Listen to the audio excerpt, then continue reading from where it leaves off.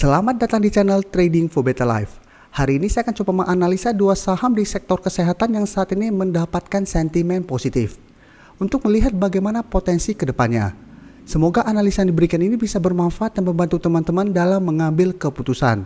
Untuk teman-teman yang mau merequest saham untuk dianalisa, bisa like dan komentar pada posting Instagram Trading for Better Life yang dipost setiap hari Selasa dan Jumat. Dan bagi teman-teman yang belum subscribe channel ini, silakan tekan tombol subscribe agar tidak ketinggalan informasi dan analisa saham terbaru yang akan diupload setiap harinya. Di video ini saya akan membahas dua saham di sektor kesehatan yang bergerak dalam bidang yang sama, yaitu saham PRDA dan DGNS. Untuk melihat di antara kedua saham ini mana yang lebih berprospek untuk kedepannya. Pertama saya akan bahas saham PRDA. Saham PRDA jika kita lihat, hari Jumat kemarin ditutup naik 4% lebih ke harga 4.600. Dan untuk tren jangka pendek memang saat ini masih bergerak sideways karena masih tertahan di resisten di harga 4.600. Jadi setiap kali menyentuh harga 4.600 bisa kita lihat gagal break, turun kembali menuju garis EMA 50, masih bisa bertahan. Tapi setiap kali menyentuh harga 4.600 selalu gagal break. Kemarin memang sempat naik di atas harga 4.600. Sempat ke resisten berikutnya di harga 4.800, tapi tetap pada saat penutupan ditutup tepat di harga 4.600. Jadi masih tepat di resistennya. Sedangkan untuk support saat ini berada di garis EMA 50 di harga 4.200. Jadi bisa kita amati saham ini untuk tren jangka menengah sebenarnya masih uptrend dan masih bertahan di atas support EMA 50 dan masih ada support EMA 150 yang di harga 3.840. Dan untuk garis MACD jika kita lihat saat ini juga masih mengarah ke atas. Sekarang kita akan coba lihat dulu untuk laba bersih kuartal 1 untuk Prodia atau PRDA. Untuk saham Prodia kuartal 1-nya itu laba bersihnya melejit 300% lebih. Jadi memang masih ada peningkatan dibandingkan tahun lalu. Dan sekarang kita lihat untuk data broker summary-nya. Pada hari Jumat kemarin walaupun naik 4% lebih, ini malah terlihat adanya distribusi. Dan asing juga dalam 1 minggu terakhir ini terus melakukan distribusi pada saham ini. Jadi dari data yang kita dapat, saya melihat PRDA memang masih ada potensi untuk naik di atas harga 4.600 dan naik mengetas harga 4.800 yang merupakan resisten berikutnya minggu depan.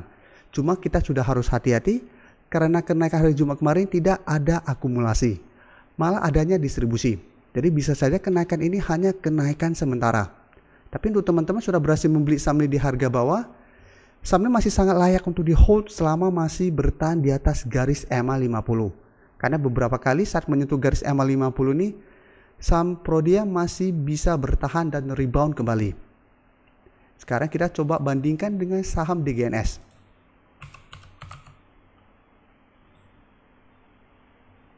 Saham DGNS jika kita lihat 1 minggu terakhir ini juga masih bergerak sideways. Karena masih kesulitan untuk naik melewati resisten di harga 1.500.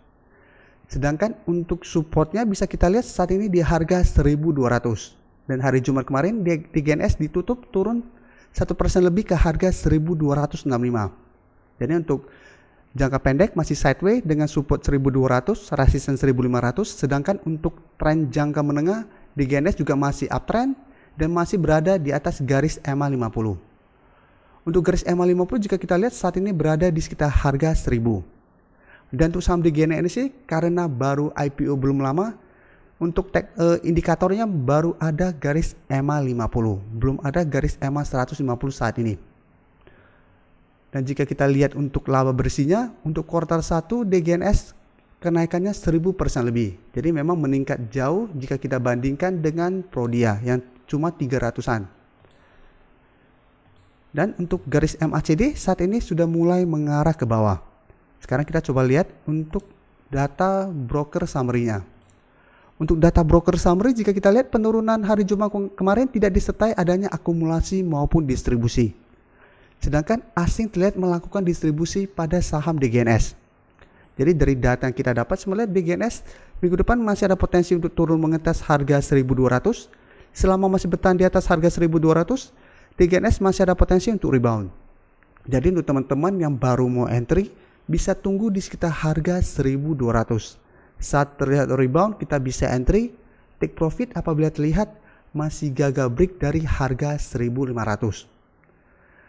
Dan besok teman-teman harusnya tahu, sebelumnya pernah saya bahas, yaitu induk usaha dari DGNS yaitu BMHS atau RS Bunda akan melakukan IPO dengan harga IPO kisaran 300 sampai 350. Jadi besok akan mulai diperdagangkan di bursa, dan apabila kita lihat untuk DGNS pada saat IPO hari pertama, hari kedua, dan hari ketiga sampai hari keempat pergerakannya naik. Jadi bisa kita pantau untuk BMHS. Apabila saham BMHS besok pada saat IPO dibuat naik, ada potensi DGNS juga akan dibuat naik mengikuti induknya. Jadi menarik untuk kita amati. Apalagi jika kita lihat ada pemberitahuan untuk rapat umum pemegang saham pada tanggal 28 Juli 2021. Apabila nanti pada saat rapat umum ini akan ada info untuk pembagian dividen, masih ada potensi DGNS untuk bergerak naik. Dan sekarang kita coba lihat perbandingannya. Untuk saham DGNS pada saat IPO bergerak naik, setelah itu mulai stabil. Stabil, sideways, satu terus bergerak naik. Dan selalu saya jelaskan ke teman-teman, apabila saham IPO memang belum bisa dianalisa, selalu saya tunggu sampai ada garis EMA 50 baru bisa kita jadikan pertimbangan. Apabila berhasil break dari garis EMA 50, maka potensinya akan bergerak naik. Sekarang kita coba bandingkan dengan saham PRDA. PRDA saat ini di harga 4.600. Memang saat ini trennya bergerak naik. Tapi jika kita tarik mundur,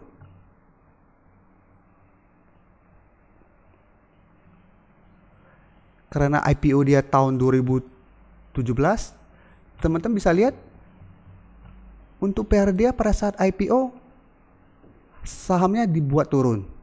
Jadi beda dengan DGNS yang pada saat IPO bergerak naik, setelah itu stabil dan bergerak naik. Untuk saham PRDA pada saat IPO langsung turun, memang sideways.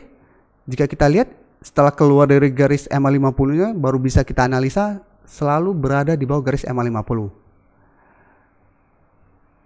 Dan sampai saat ini walaupun harganya 4.600 masih jauh jika kita bandingkan dengan harga IPO-nya.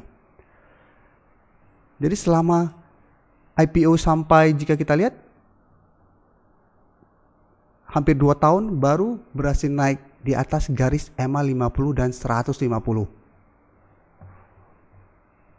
Dan selalu saya ajarin apabila berhasil break dari garis EMA 50 dan 150 baru akan mulai bergerak uptrend.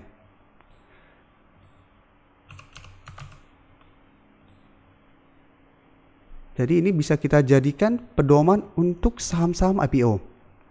Jadi selama belum ada garis EMA 50 memang belum bisa kita analisa. Setelah ada garis EMA 50, apabila berhasil break, kita bisa ikutan entry. Atau apabila memang teman-teman suka beli saham-saham yang baru launching di bursa, apalagi yang sudah berhasil beli pada saat IPO, masih ada potensi saham IPO untuk naik di hari pertama atau hari kedua.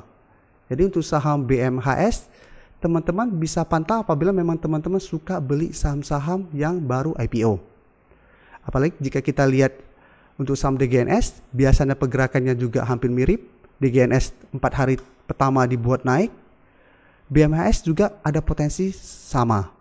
Tapi tetap teman-teman harus analisa kembali bagaimana prospek perusahaan, bagaimana fundamental perusahaannya, dan baru teman-teman entry.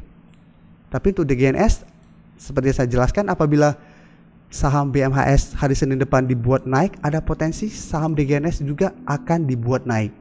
Jadi layak untuk kita pantau pergerakannya. Terima kasih telah menonton video ini.